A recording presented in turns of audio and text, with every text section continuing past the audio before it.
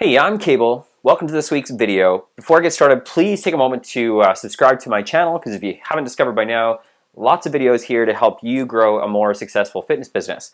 Like today's, we're going to talk about pay structure, because this is a question I get asked all the time by people, is how should I pay my team? What are the things, or what are the different ways that I can pay people? So this is by no means like concrete advice. There's nothing that says that you have to follow this, but I'm going to explain how I paid my team for our different positions and kind of give you a framework that I hope will help you kind of decide for yourself. So first things first is let's talk about how much we pay people, or how you decide how you pay them, simply based on where you're at in the world. Because where I live in central Alberta, cost of living is pretty high. Our minimum wage is 15 bucks presently.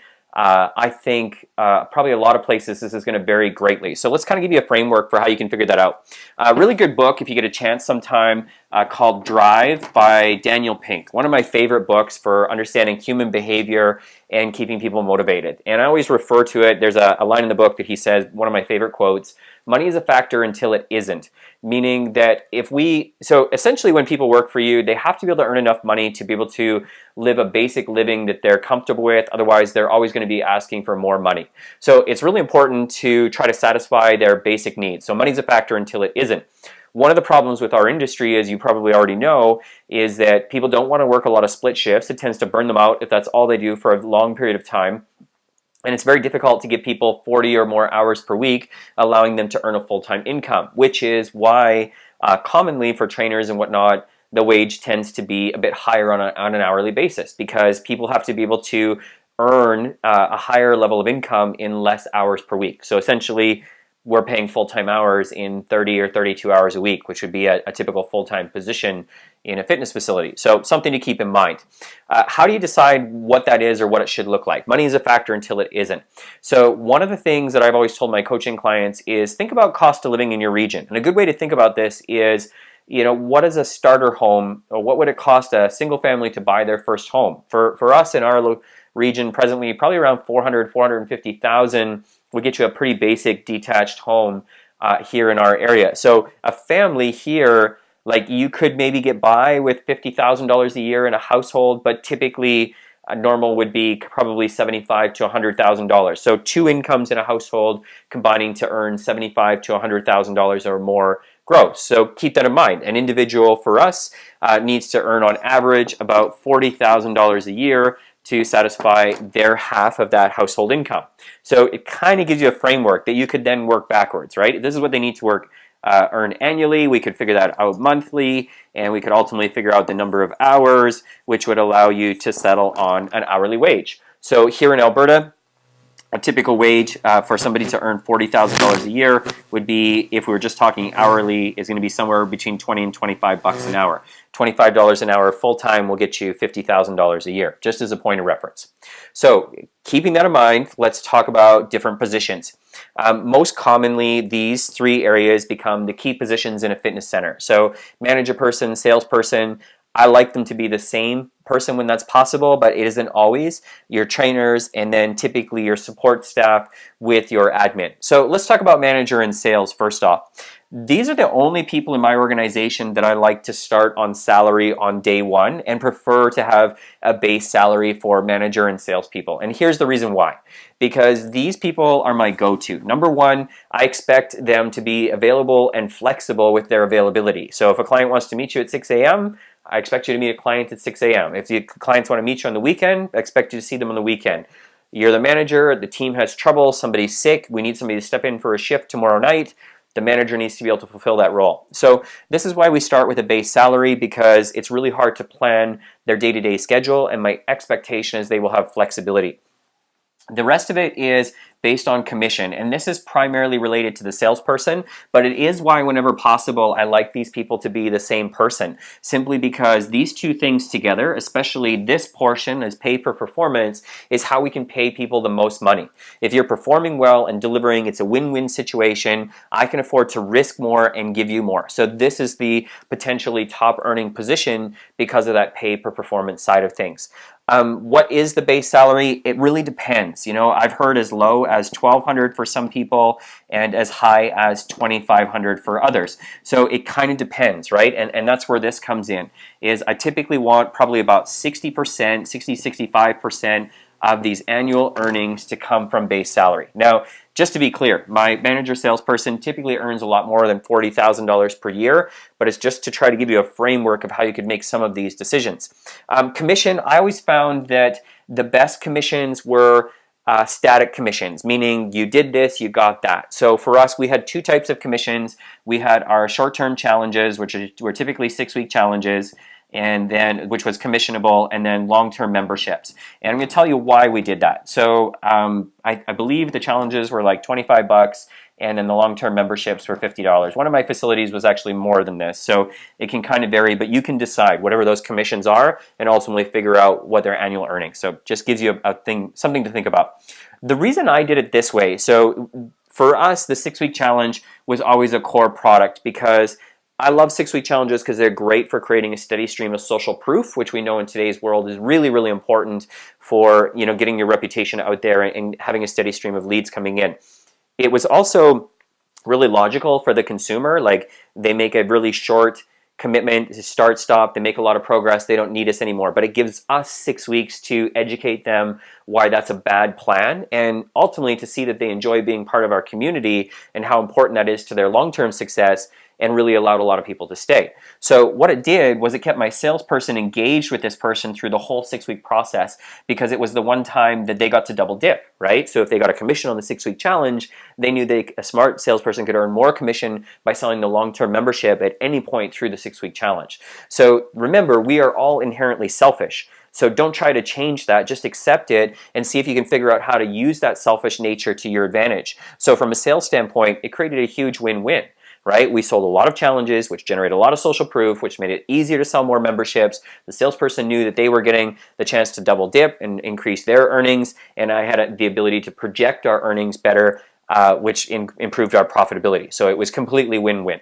Okay, so the trainer. The trainer now typically is hourly, right? And as we sort of discussed, the trainers we would pay as much as possible on an hourly basis, because our expectations was that they be well educated, continually educated, and the trainers are really the front line for your business, because they have the relationship with the clients, and we would really kind of make it clear to our trainers that, like, the least important part of the job was the actual training session, right? Like, that's the easy part, but we expect them to maintain those relationships outside the training session, to be able to engage people in our private client Facebook group, to be able to respond to people promptly with emails and messages, which typically means it's hard to set boundaries, right? So we teach people about, you know, setting their work hours, which are not necessarily going to be the same as their training hours, and carrying on those relationships with clients, which is one of the reasons that they were paid a little bit more on an hourly basis. So minimum wage, $15 an hour. Our average trainer was $25 an hour, $30, sometimes $35 an hour here in Alberta.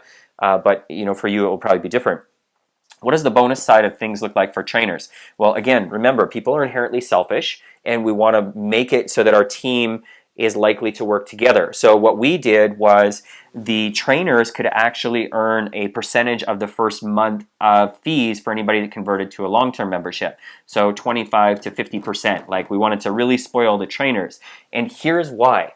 Right? Because the trainer has the best chance of keeping people showing up after day one by booking those next sessions and following up with them and seeing how sore they are and so on and so forth, and really getting them situated in their goals.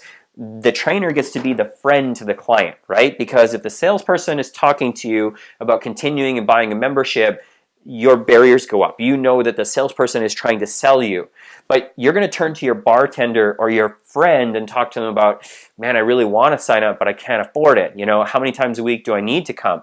The trainer should fulfill that role. The trainer should be the friend to the client and help them make a sound decision, right? And the trainer can give that information to the salesperson that helps the person choose the best program for them. So it's not their job to sell, it's just their job to be friendly to the client and educate them the value of the service. So when they did that and did that well, and it made it really easy for the salesperson to close the deal, we would give the trainer 25 to 50%. We also wanted the trainers, again, selfishly, to be comfortable asking new people to bring their friends to their next workout, because potentially that was another big commission for them and a pretty easy way for them to increase their earnings. Now, if you're wondering, this didn't reduce the salesperson's commission. They were compensated individually, as was the trainer. So if you're doing the math on all of this, you're realizing that by the time we spend money on advertising, we really aren't making anything off the first month that somebody's with us on a membership. And that's completely fine with me, right? Because if I can even break even or even lose 25% on that first month, long term, especially based on traditional advertising mediums, that's a very cheap cost of customer acquisition and totally something that's scalable. So we would have people on average for 9 to 12 months. So 8 to 11 months of that is going to be profitable for me. The first month isn't, and that is A-okay. All right. Finally, our support staff. These people, typically the least skilled people, and they support the manager. So this person typically doing a lot of the lead follow-up, account management, handling contracts, agreements, etc. A lot of it is busy work. So we would typically like to be somewhere between 10 and 15% over minimum wage as a base hourly for the admin. And then the bonus was purely them being involved with contact management. So we were so good at generating high volumes of leads that we would have this person doing the lead follow-up to support the salesperson. So the appointments, they would book the appointments for the salesperson. Hopefully the salesperson would be so busy that they didn't have time to book appointments, and that's the magic relationship that we wanted to happen. So what we would do with this person is we would give them a bonus based on appointments showing up for the salesperson, because setting the appointment isn't the hard part. It's confirming it, making sure that people show up. So what we did is that we would have a minimum level. So for us it was 42, no, that isn't right. Or is it? It was 42 set, which led to around 35 show, I believe. So 35 show appointments would trigger their bonus. So, and we would just have a flat rate bonus. If you achieved 35, if it was less than 35, you didn't get the bonus. That was it. It was like all or nothing. So it was a couple $100. And then what we did was for every 7 additional appointments that show up, we give them an extra $50. And the reason being is that 7 show should be 3 to 4 sales. So you kind of see how this can ultimately be scalable.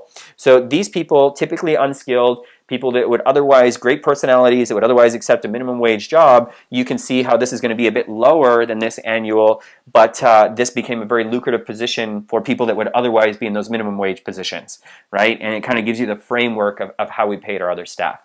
So hopefully that makes some sense to you. If you got questions, please, hit me up below with comments. I'd love to clarify and give you direction, because I think this can be really helpful for you, and it really factors into your business planning as to being able to project your payroll and stuff. Like if you watch my How to Open a Successful Business video, like this gives you a real framework of how you could project payroll and start be thinking ahead about some of those costs. So more videos coming on how to run a successful fitness business. Hopefully this was helpful for you. If it was, get that like button down below and hit that subscribe button, because I'd love to see you back and ultimately help you help more people. Okay, we'll talk some more soon.